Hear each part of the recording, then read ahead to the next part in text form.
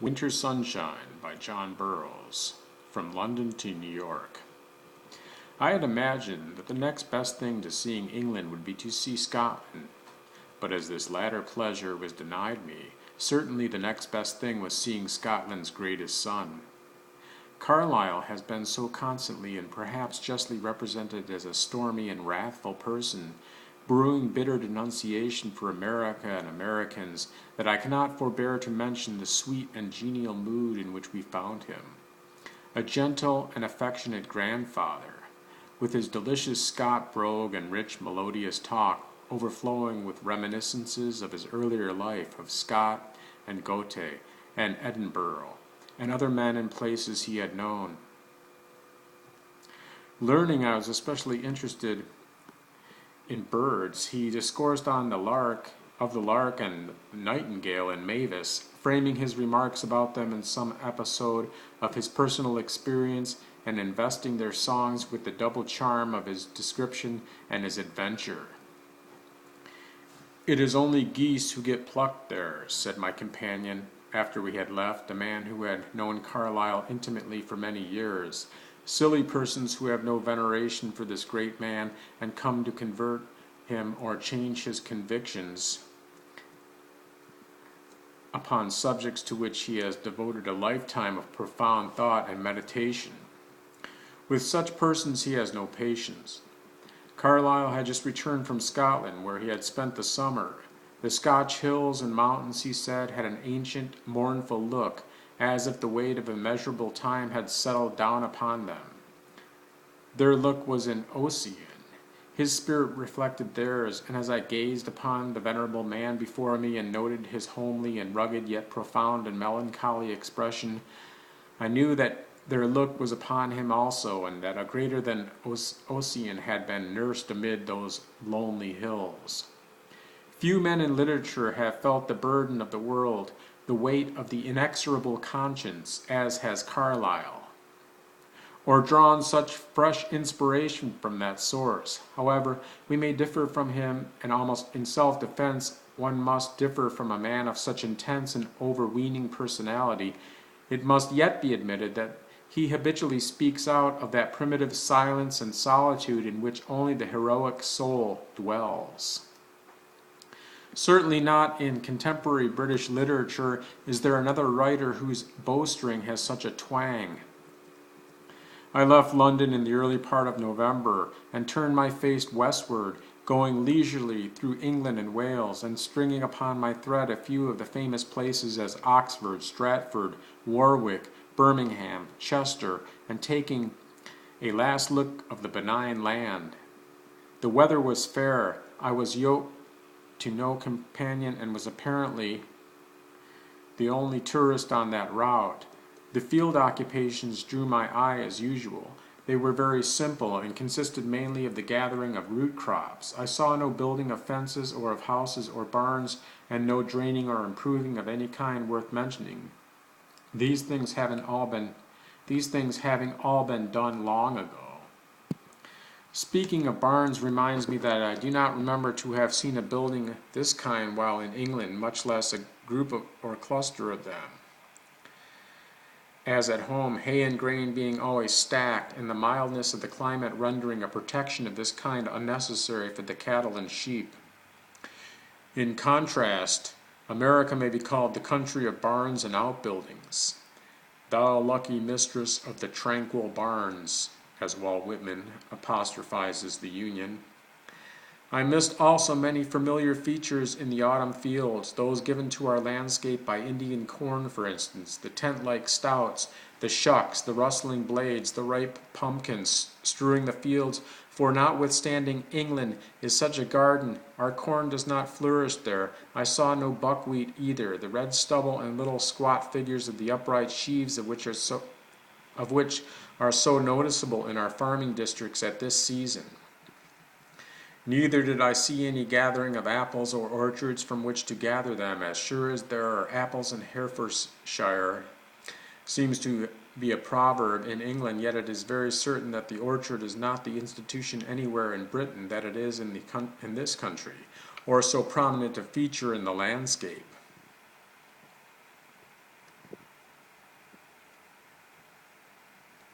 The native apples are inferior in size and quality and are sold by the pound. Pears were more abundant at the fruit stands and were of superior excellence and very cheap.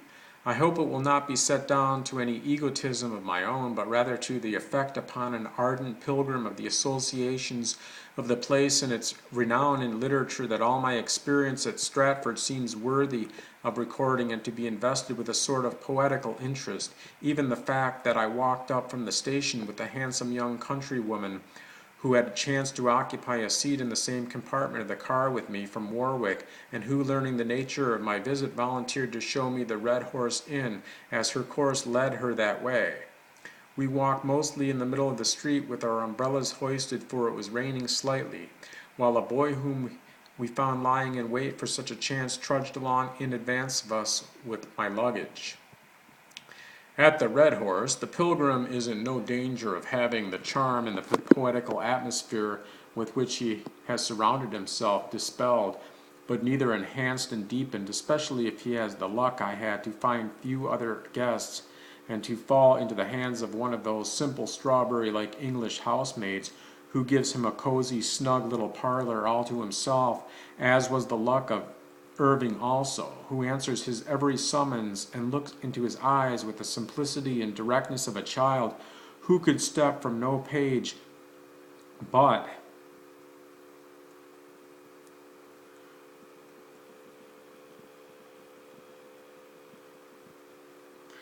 that of Scott or the divine William himself. Who puts the coals on your grate with her own hands? And when you ask for a lunch, spreads the cloth on one end of the table while you sit reading or writing at the other, and places before you a whole haunch of delicious mutton with bread and home-brewed ale, and requests you to help yourself. Who, when bedtime arrives, lights you up to a clean, sweet chamber with a high-canopied bed hung with snow-white curtains. Who calls you in the morning and makes ready your breakfast while you sit with your feet on the fender before the blazing grate, and to whom you pay your reckoning on leaving, having escaped entirely all the barrenness and publicity of hotel life, and had all the privacy and quiet of home without any of its cares or interruptions. And this, let me say here, is the great charm of the characteristic English inn. It has a domestic, home-like air. Taking mine ease at mine inn has a real significance in England. You can take your ease and more. You can take real solid comfort. In the first place, there is no bar room, and consequently no loafers or pimps or fumes of tobacco or whiskey. Then there is no landlord or proprietor or hotel clerk to lord it over you. The host, if there is such a person, has a way of keeping himself in the background or absolutely out of sight that is entirely admirable. You are monarch of all you survey. You are not made to feel that it is in someone else's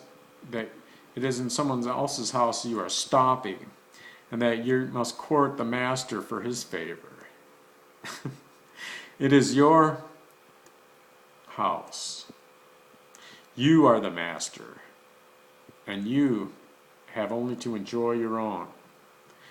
In the gray, misty afternoon, I walked out over the Avon, like all English streams, full to its grassy brim, and its current betrayed only by a floating leaf or feather, and along English fields and roads, and noted the familiar sights and sounds and smells of autumn. The spire of the church where Shakespeare lies buried shot up stately and tall from the banks of the Avon. A little removed from the village, and the church itself, more like a cathedral in size and beauty, but was also visible above the trees. Thitherward I soon bent my steps, and while I was lingering among the graves, reading the names and dates so many centuries old, and surveying the gray and weather-worn exterior of the church, the slow tolling of the bell announced a funeral. Upon such a stage, and amid such surroundings, with all this past for a background, the shadowy figure of the peerless bard towering over all, the incident of the moment had a strange interest to me, and I looked about for the funeral cortege. Presently, a group of 3 or 4 figures appeared at the head of the avenue of limes, the foremost of them a woman, bearing an infant's coffin under her arm wrapped in a white sheet. The clerk and sexton, with their robes on, went out to meet them and conducted them into the church where the service proper to such occasions was read, after which the coffin was taken out as it was brought in and lowered into the grave. It was the smallest funeral I ever saw, and my efforts to play the part of a sympathizing public by hovering in the background, I fear, was only an intrusion after all. Having loitered to my heart's content amid the stillness of the old church and paced to and fro above the illustrious dead, I set out with the sun about an hour high to see the house of Anne Hathaway at Shottery. Shunning the highway and following a path that followed hedgerows, crossed meadows and pastures, skirted turnip fields and cabbage patches to a quaint gathering of low-thatched houses, a little village of farmers and laborers about a mile from Stratford. At the gate in front of the house, a boy was hitching a little gray donkey, almost hidden beneath 2 immense panniers filled with coarse hay. "Whose house is this?" inquired I, not being quite able to make out the name. "Anne Hathaway's house," said he. So I took a good look at Anne's house, a homely, human-looking habitation with its old oak beams and thatched roof, but did not go in, as Mrs. Baker, who was eyeing me from the door, evidently hoped I would, but chose rather to walk past it and up the slight rise of ground beyond, where I paused and looked out over the fields just lit up by the setting sun. Returning, I stepped into the Shakespeare Tavern, a little homely wayside place